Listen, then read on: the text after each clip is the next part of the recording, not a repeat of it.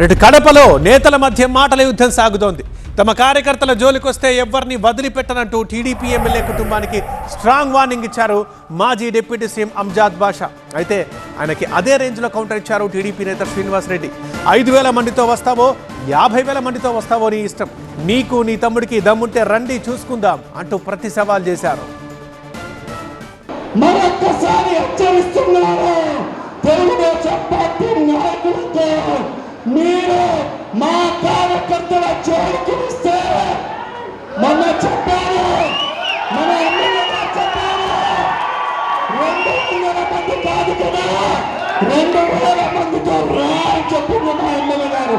ఈరోజు సవాలు వస్తున్నా మా కార్యకర్తకు జోలికి వస్తే 200 మంది కాదు కదా 5,000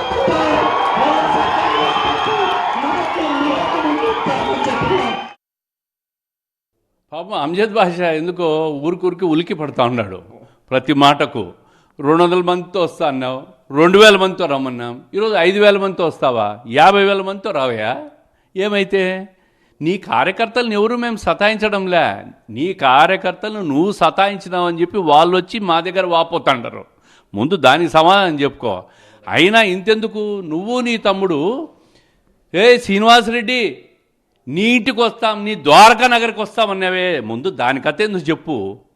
5,000 మంది 50,000 మంది కాదు, నువ్వు నీ తమ్ముడు వస్తా అన్న రాండి. ఇప్పుడు నువ్వు మొగోడు అయితే నా ఇంటికి రా, ద్వారకా నగర్లో నేనుండా ఇన్నే.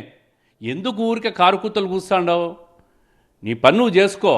అనవసరంగా నీ ఉనికి కోసం అసలు నువ్వు లేవనుకున్న ప్రజలను నేను ఉండాననిపించుకునే దానికి ఒక మాట మాట్లాడితే మీడియా ముందు అది హైలైట్ అవుతుంది అనుకుంటానేమో. నీ గురించి ఎవరు ఆలోచించడంలో కడప ప్రజలు నిన్ను మర్చిపోయినారు.